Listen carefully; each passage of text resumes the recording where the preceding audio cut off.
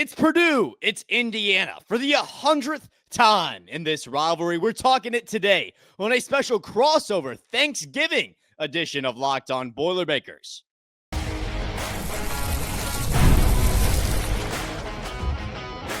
You are Locked On Boilermakers, your daily podcast on the Purdue Boilermakers, part of the Locked On Podcast Network, your team every day. Welcome on in. It is a Locked On College crossover of Hoosiers and Boilermakers. I'm Jacob Goins of Locked On Hoosiers. He is Nick Arvin of Locked On Boilermakers. And we're back again. We talked about basketball a while back, and now we get to talk about football. Thank you so much for making both of our shows your first listen or your first watch every single day, as we are part of the Locked On Podcast Network, your team every day, and the #1 sports podcasting network. And it's rivalry week, and we're coming to you on the day of the game, Indiana and Purdue on Black Friday for the very first time. We'll talk about why that is, if we like it, if we don't like it, if this game's being overshadowed, plus how Indiana can cap off a historic season, how Purdue could pull off a massive upset for their first Big Ten win, and we'll kind of zoom out and look at the Big Ten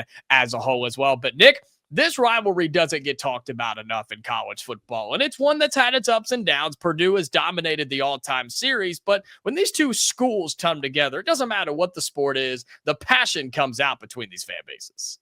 Absolutely. This is one of the best rivalries in all of sports, not just college sports. The in-state rivalry, Purdue, Indiana. It's one that you grow up watching on Saturdays, watching with your parents, with your grandparents. This is one that spans generations, one that for both of our fan bases really gets you amped up, even throughout the course of the year, especially for Purdue this year, where maybe we haven't had a ton of success, if any, really. We haven't won that conference game quite yet.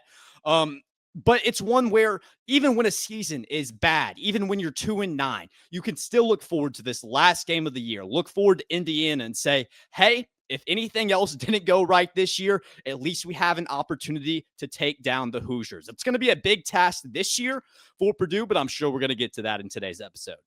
Yeah, and Purdue, of course, was on a 3-game win streak in this rivalry before Indiana was able to get off of that last year with a dominating 66-0 victory. Believe that was the most lopsided victory in the history of this rivalry between Indiana and Purdue. But the Boilermakers have won 5 out of the last 7. So it's clear that this thing goes back and forth. But you mentioned it. It's the #2 team in the country, the Indiana Hoosiers, and Purdue, who has yet to win a Big Ten game. We'll talk about that in a moment, but are you a fan of this being on Black Friday? For the first time ever, it's being played the day after Thanksgiving at night there in West Lafayette. Maybe it sets up for a little bit more dramatics there, Nick. I mean, I don't hate it. It's not typical. I'm used to it being on a Saturday. That's kind of what I've grown up with, what I've always had. So change can be different, but I don't necessarily know if it's a bad thing. For all we know, maybe this is the start of something special. Maybe this can be the start of a new tradition. Who knows? It really doesn't mean too much to me. Like I said, I'm used to it being on a Saturday. Black Friday could be fun. I'm actually going to this one. I'm pulling the double Eastern Illinois basketball in the afternoon. Yeah, and then Indiana. So picking out an outfit was tough because it's going to be like 20 degrees at that game. I don't know if that's going to have any effect on the way these two teams play, but it's certainly going to be a cold game on Black Friday. Yeah, and I think the only thing that it bothers me about it is the fact that for whatever reason, college football decided to stack the games on Black Friday this year. And I think it kind of overshadows what this game could be, right? You have the Egg Bowl between Ole Miss and Mississippi State, and not that that game is supposed to be good, but it's only a touchdown spread. And we know the drama with Lane Kiffin we'll talk about in a little bit. Utah and Kansas play that day. Georgia Tech. And the problem here, Nick, is there's a big game going on in the SEC between the 3rd-ranked Texas A&M Aggies and the 17th-ranked Texas Longhorns. Now, that is no longer a playoff implication game since Texas has all been eliminated and Arizona plays Arizona State. I just don't love that there are several big games on Black Friday when Indiana and Purdue are supposed to be playing. I mean, I understand that. It definitely kind of does overshadow it a little bit on Black Friday, typically, if not on Thanksgiving, I think. Thanksgiving night. Yeah. Oh, Thanksgiving Yeah. night. That's right. Sorry, Yeah. I get that one mixed up a little bit. I knew it's a night game. But it's fun. I love rivalry week. I don't love the fact that all those games are stacked on each other. Wish some would get pushed to Saturday, and maybe we get a different slate where some of these games don't overlap. Maybe a bit of a better viewing experience. But we'll see. Going into future years, maybe they'll get it worked out. But ultimately, I hate to say it, it is about the money. It all comes down to the revenue dollars. Who can get the most? Who can get the most TV dollars? I don't know if I love it, but that's just kind of the nature of where college sports are right now. Well, the Purdue fans have to be excited. Obviously, the season has not gone the way they wanted it to, and we'll get into more of that in the second segment when we talk about Hoosiers making history, Purdue trying to get that first Big Ten win, and then ultimately how this game is going to go. But the fans have to be excited about this kind of standalone game at home at night. You mentioned the temperature going to be in the mid to low 20s, so if they show up and brace the cold, it could be fun. Do you expect a big crowd in this game, and for that to play any sort of impact or play a part for the Indiana Hoosiers? I mean, I think that Ross-Ade is one of the best environments in the Big Ten. Even when the team isn't good, Purdue fans do typically still go. They still make it a good environment. So nothing against Ross-Ade at all. It will be cold. I don't know how much that affects the turnout for that one. I think that it's such a big game, even though these two programs in very different spots, maybe not a ton of implications on the playoffs or whatever that goes with that. I still think it's a game that people are going to want to see. For Purdue fans, I expect to be a lot. Honestly, I expect there to be a lot of Hoosier fans there as well. Don't know if I love that, but it's going to be a fun one. But I don't think it'll be totally Purdue. Do think a couple, if not quite a few Hoosier fans will make it in there to see maybe Francisco Mendoza's last game in the state of Indiana. Is that correct? Oh no, y'all will be in the Big Ten championship. That's in Indianapolis, right? Yeah, well, that's the hope. We have to beat you guys to solidify a spot in that Big Ten championship game. But yes, if we win, that would be the last game because Indiana is not in line to host a playoff game, right? Unless just total chaos happens. And so, you have to treat it like this is one of the last big games for Fernando Mendoza as the quarterback, as a lot of other guys, as he's projected to be the #1 draft pick in the NFL draft next year. This is a business trip for Indiana, plain and simple. Go in, take care of business, do what you're supposed to do, and beat the team that you are better than. And that's exactly what they're going to try and do tonight as Indiana and Purdue meet in West Lafayette for one of the greatest rivalries in all of college athletics. And we talk more about this game coming up next, how Indiana can cap off that historic season. Purdue trying to play spoiler and a 4-touchdown spread. I don't know if that seems like a little too much for me. We talk about that coming up next on this Locked On crossover of Hoosiers and Boilermakers. Today's episode of Locked On Hoosiers and Locked On Boilermakers is brought to you by Omaha Steaks. Nick, I know you're doing your Christmas shopping. I know you're getting ready. Even if you want to bring something to that late Thanksgiving party, maybe something tonight, maybe something this weekend, it's always easier when you know what the perfect gift is. And Omaha Steaks makes it almost too simple. Whether you're treating yourself or you're sending something memorable to your family and friends, Omaha Steaks delivers handcrafted perfection right to their door. And this week is the best time to jump in because their cyber sale is here and the deals are huge. I've given Omaha Steaks several times to my dad, to my grandparents, to people at work. They love them. It's easy. It's simple. You know what you're getting. It's great quality and it's always tasting delicious. So save big on unforgettable gifts with Omaha Steaks. Visit omahasteaks.com for 50% off site-wide, for an extra 20% off of select favorites during their cyber sale. And for an additional $35 off, use the promo code college at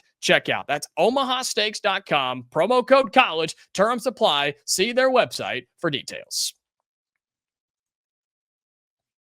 All right, welcome back into this Locked On crossover of Hoosiers and Boilermakers. He is Nick Arvin of Locked On Boilermakers. I'm Jacob Goins of Locked On Hoosiers. We are your go-to spot for all things Indiana, all things Purdue, and we talk about it every single day on Locked On, the nation's #1 sports podcasting network. So thank you so much for making that so. Please make sure you subscribe to our YouTube channels. It helps us grow. Drop your score predictions down below. All of that stuff is great for us. We love to see it. So thank you so much for being a part of both of our shows. So let's talk about this game a little bit, Nick, because clearly it hasn't been the best season for Purdue. 2-9 on the year, 0-8 in Big Ten play, but so many of those games have been competitive, and so many of them, not that this is what fans want to hear, but they've been close. You've been right there and had chances to win. What do you think's been the biggest cause of this season just not going the way that you wanted it to?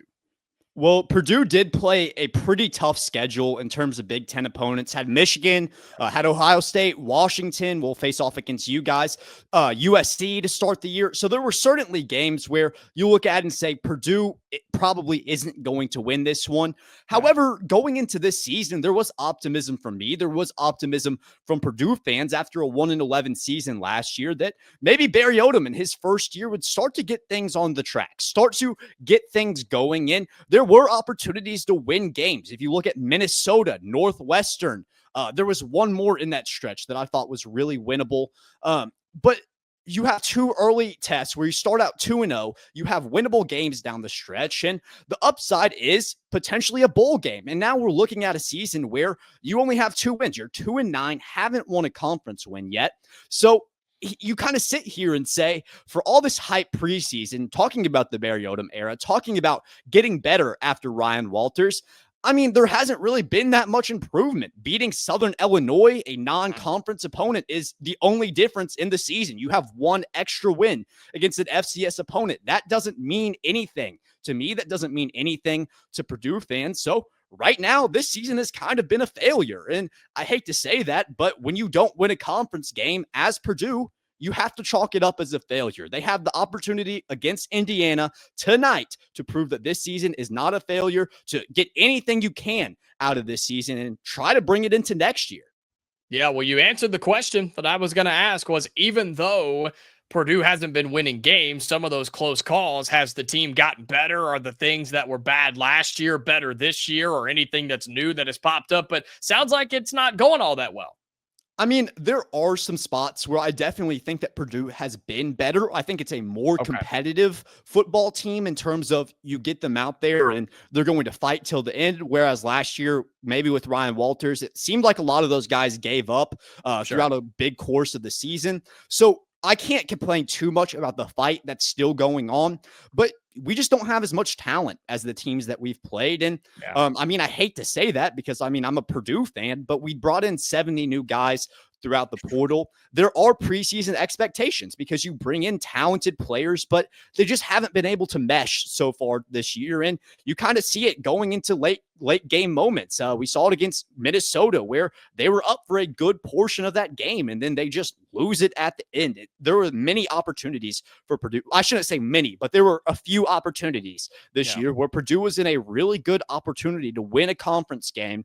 And then down the wire, whether it be a turnover, whether it be a fumble, even going back to USC, I made a prediction that Purdue would win that one, which you did. I got a lot of flack for, but I mean, I'll bite it because going into the season, this Purdue team looked very competitive. And even against USC, they were in that game. They turned the ball over. Ryan Brown threw 3 interceptions inside his own 20-yard line, or inside the USC 20-yard line, rather.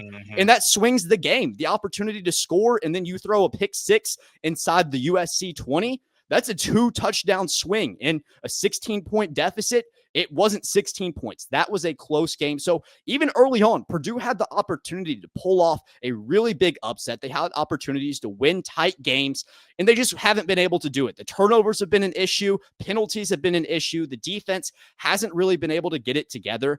However, when you look at it, there is talent on both sides of the ball. There are talented players. This team just hasn't quite been able to mesh it together.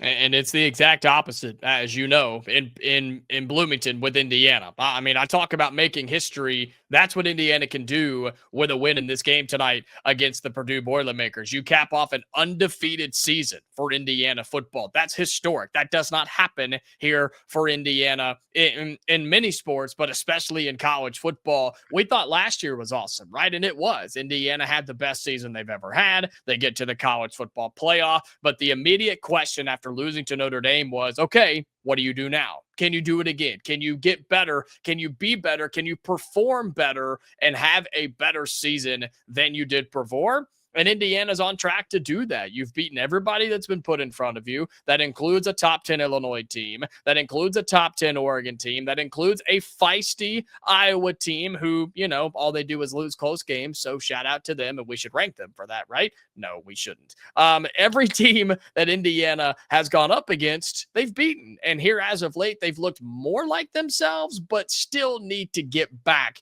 to their dominant form. And I think this game can be that against Purdue. The rivalry and the passion, right, and the energy will bleed into the game early, I think. I even think this could be a good game and a tight game at the half, Nick.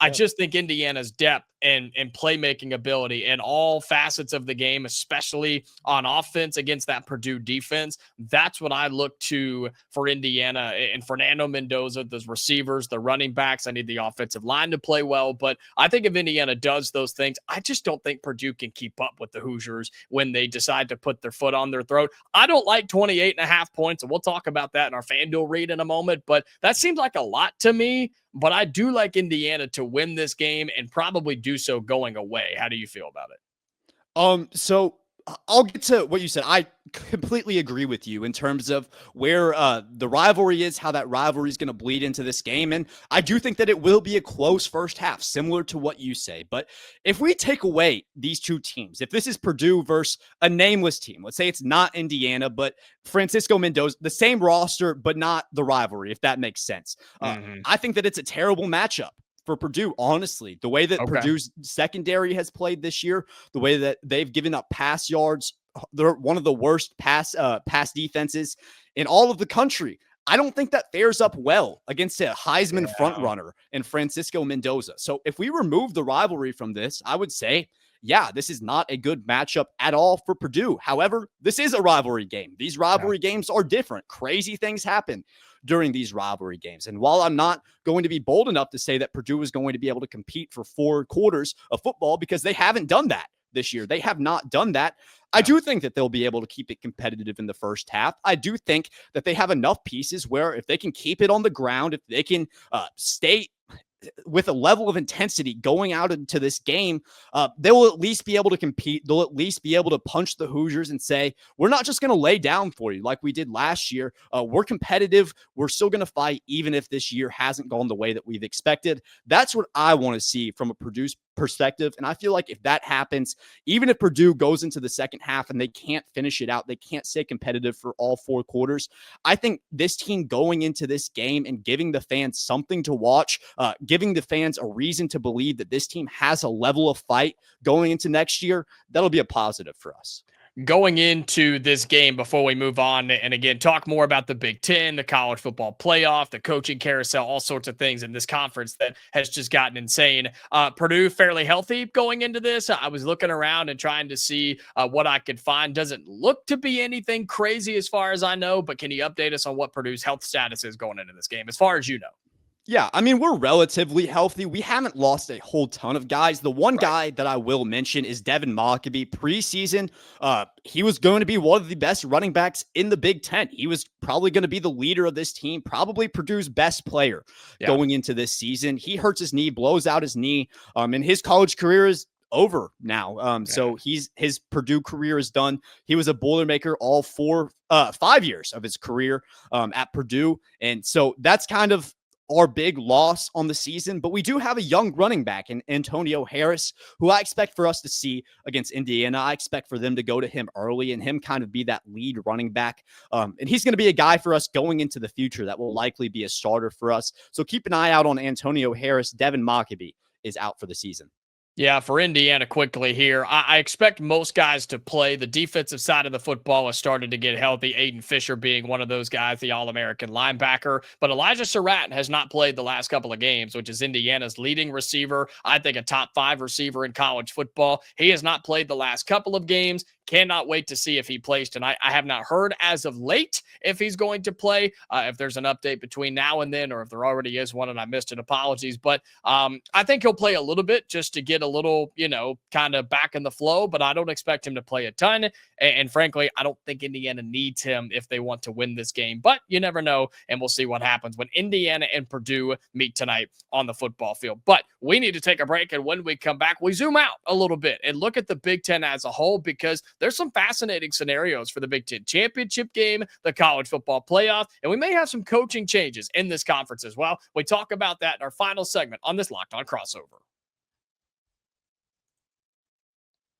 Today's episode of Locked On Hoosiers and Locked On Boilermakers is brought to you by FanDuel. The NBA is back, and there's no better place to get in on the action than FanDuel, the official sports betting partner of the NBA. While it's back, college football is still rolling too. College basketball is back as well, which Nick wants to talk about, and we'll do that at some point since his team is, kind of good at basketball or whatever. But even if you missed the start of the game or you want to ride the hot hand, FanDuel has live bets on everything from who will score next to fourth quarter comebacks. Plus, you can even combine your live bets into a same game parlay for a shot at a bigger payout. And Nick, we talked about it a little bit. Indiana favored by 28.5 points as of this recording. We both kind of feel like that's too many points for the Hoosiers, given the circumstances and how this game could go down the stretch. If you like it, if you don't, make sure you get on FanDuel, the official sports betting partner of the NBA, but you can also take your college football picks. Yeah, there you go. Well, so we'll see. Again, 28.5 is the spread. Total about 54, 55.5, depending when you look at it. So again, right now, FanDuel giving new customers $300 in bonus bets when your first $5 bet wins. So head to FanDuel.com to sign up and play your game with FanDuel, the official sports betting partner of the NBA.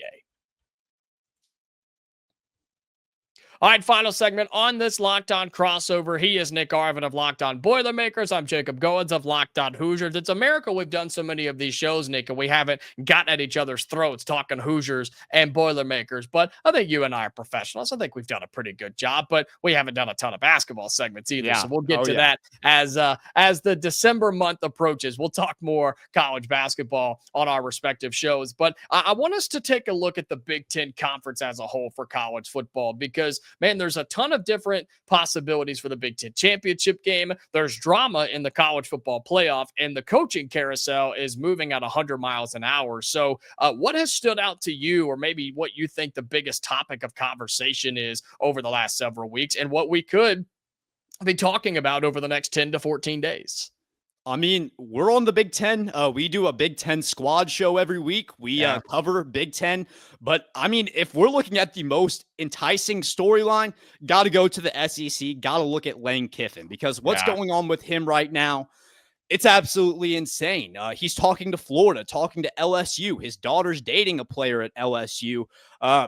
Ole Miss, he's in communication with all of them. He's going to make his decision after the Egg Bowl. Really, nobody knows what's going on with Lane Kiffin right now. And I think that's the biggest question in all of college football, because he's the top guy. He's the top, in my opinion, the top coaching candidate for anybody right now. And whether he stays at Ole Miss, he could be one of the biggest heroes in Ole Miss history, cement himself as a legend, or he could choose to be a Ole Miss villain and go down. The people in Oxford could not stand him forever. So Lane Kiffin has a really big decision on his hands, and this whole thing is really kind of turned into a bit of a movie of sorts, where just so much different drama going on in Oxford. Yeah, and I continue to try and find how this relates back to the Big Ten. And I talked with Zach Seiko of Locked On Nittany Lions the other day, and I think there is a rippling effect of what happens with Lane Kiffin, because if he leaves, right, Ole Miss has to find somebody to replace him, or if he doesn't, LSU and Florida still have to find somebody to coach their football teams. Arkansas at this point still needs a head coach. Auburn still needs a head coach at this point. All those teams being in the SEC, UCLA looking for a coach, Penn State looking for a coach, hearing some rumblings about Lincoln Riley out at USC could really shake up the Big Ten. I mean, I don't think either one of our schools are involved in these things, right? Curt Cignetti's going to be in Bloomington until he, doesn't want to be anymore. And Purdue just got their guy, so they're going to hopefully let him stick it out for a couple of years. But man, are you worried about any of these coaches going to Penn State or UCLA, or if Lincoln Riley gets canned or leaves? I mean, are you worried about a big name jumping into the Big Ten that could cause havoc on the teams involved? I mean, I think that the Penn State job is really interesting. And I'll tell you what, if Lincoln Riley jumped, we'll hear it from Locked On USC's Mark Colkin. But that's the interesting one to be. The Penn State job is the most enticing job for me because I forget, I'm not the biggest Penn State guy. I can't tell you all of the history behind Penn State, but I know that there is a bit of a schism between some of the old tenured coaches at Penn State kind of being a part of that group and then being a part of the James Franklin group, and who they've got right now part of the old group. So we see a pin on his chest that kind of supports that old regime, a little bit of pandering towards that regime. A lot of tension right now in Penn State. Whether they go for an outside hire, that could be interesting. You brought up Lincoln Riley. That could be a crazy one. But yeah, in terms of Big Ten, I think that the Penn State job is the most attractive right now. And I think that's going to be the one going in kind of to these winter months that there's going to be a lot of drama behind. And then want to talk college football playoff very quickly here. Didn't see a ton of movement in Tuesday's rankings. Didn't expect there to be a ton, but we expect there to be some after this weekend's games with how many teams can make it to the college football playoff out of the Big Ten Conference. Mick, what's your prediction on our way out? How many teams from the Big Ten? We've talked about this for several weeks on the Locked On Big Ten Squad, as you mentioned. What's your final answer heading into rivalry weekend before we get to the conference championship games and such? How many teams do you think can make it to the college football playoff from our conference? Can and will is a little bit different. I think that there will be 3 teams that make it in. I think that that's the obvious answer in Oregon, Ohio State, Indiana. I think that those are the locks, but really you never know. Crazy things happen in college football. You never know with the committees. So I do see a route where maybe a 4th team makes it in, but I'm going to say that those 3 teams make it in for sure right now. And I think Oregon handling business against USC really cements their spot in the college football playoff. And all those teams are involved in the Big Ten championship game, which then leads to the college football playoff and a whole lot more. So those are going to be exciting. All of that is exciting, but so is Indiana and Purdue. They meet on the football field tonight. Cannot wait to watch this game and, of course, talk about it later on. He is Nick Arvin, the host of Locked On Boilermakers. I'm Jacob Goins of Locked On Hoosiers. Thank you so much for making us, again, your first listen or your first watch every single day. Whether you find us on YouTube or on any of your audio podcasting platforms, we appreciate you and your support of both of our shows. We hope you had a very happy Thanksgiving, and we look forward to a fun game tonight. Again, follow him, Nick Arvin, Locked On Boilermakers, Jacob Goins with me on Locked On Hoosiers. We are back for episodes on our respective channels, reaction shows, live, you name it, we got it on the Locked On Podcast Network. Until next time, stay safe, and we'll talk to you later.